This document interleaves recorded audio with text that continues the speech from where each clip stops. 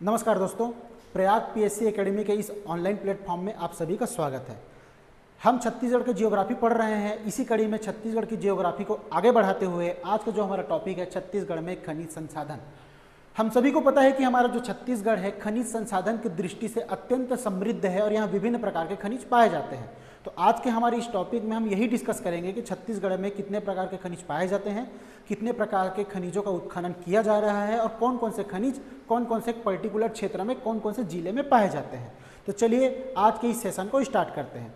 तो हमारा टॉपिक है छत्तीसगढ़ में खनिज संसाधन। जी, सामान्यतः प्रदेश में कितने प्रकार के खनिज पाए जाते हैं? तो हमारा जो छत्तीसगढ़ है, मैंने अभी भी बताया, खनिज संसाधनों की दृष्टि से अत्यंत समृद्ध है। यहाँ बहुत सारे खनिज पाए जाते हैं। अगर हम लोग नंबर के रूप में देखें इस चीज़ को तो इसका होता है 28।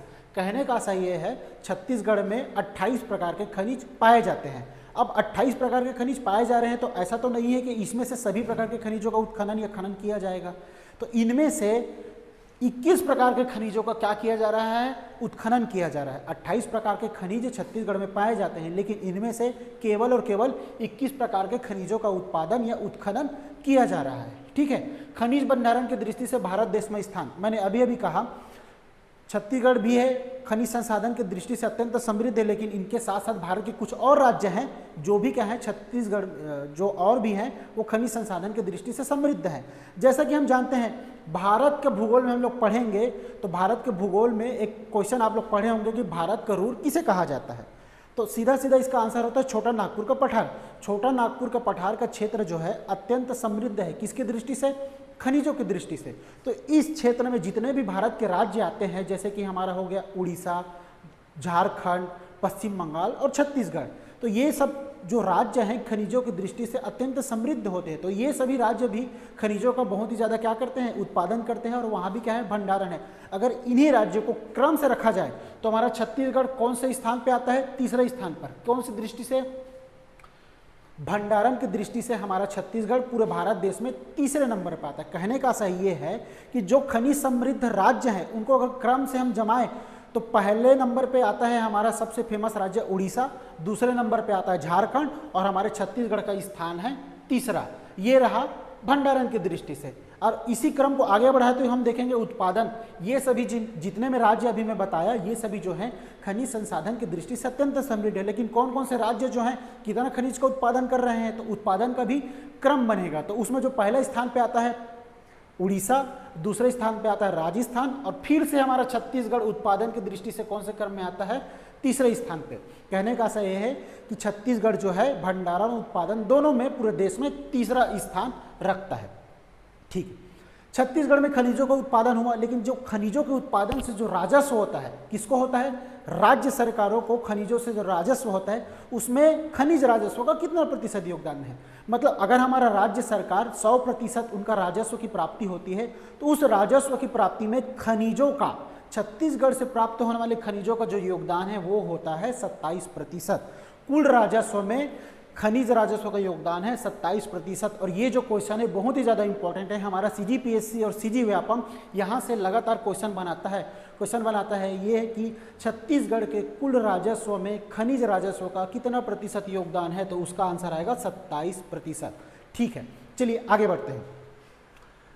सर्वाधिक आय प्रदान करने वाला जिला हमारे छत्तीसगढ़ में भी वर्तमान में 28 जिले हैं, लेकिन बहुत ही जल्द 33 जिले बनने वाले हैं। लेकिन वर्तमान परिप्रेक्ष्य में देखा जाए तो हमारा जो कोरबा जिला है ये सबसे अधिक राजस्व प्रदान करता है हमारे छत्तीसगढ़ राज्य को या राज्य सरकार को। जो खनिज राजस्व प्राप्त हो रहा है उनमें से भी अगर हम जिला वाइज इसको डिवाइड करें तो कोरबा जिला जो है वो राज्य को सबसे अधिक आमदनी प्रदान करता है। ये हो गया जिला वाइज। अगर इसको हम लोग खनिज के रूप में देखें कि कौन सा खनिज छत्तीसगढ़ सरकार को या छत्तीसगढ़ के राजस्व में सबसे अधिक योगदान है, तो उसका सीधा सीधा आंसर आ जाएगा कोयला।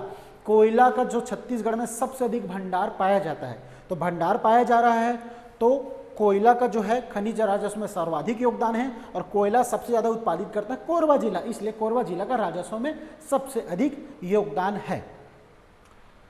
अब थोड़ा सा आगे बढ़ते हैं। अगर आप लोग पढ़े होंगे छत्तीसगढ़ का भौतिक विभाजन, तो हमारे छत्तीसगढ़ को मुख्यतः 4 प्रकार के भौतिक विभाग में विभाजित किया गया है। सबसे पहला दंडकारण्य का पठार, दूसरा छत्तीसगढ़ का मध्य का मैदान, पूर्वी बघेलखंड का पठार और जसपुर सामरी पाट प्रदेश। ये है हमारा छत्तीसगढ़ का भौतिक विभाजन। कितने भागों में विभाजित किया गया है? 4 भागों में। तो पर्टिकुलर भौतिक विभाग में एक पर्टिकुलर प्रकार का क्या पाया जाता है? चट्टान पाया जाता है, और एक विशेष प्रकार का खनिज एक विशेष प्रकार की चट्टानों में ही पाया जाता है। कहने का आशय ये है कि हम छत्तीसगढ़ की भूगर्भिक संरचना को पढ़ चुके हैं, तो भूगर्भिक संरचना से ही हमारा क्या रिलेट करेगा? खनिज संसाधन। तो ये भौतिक विभाग है।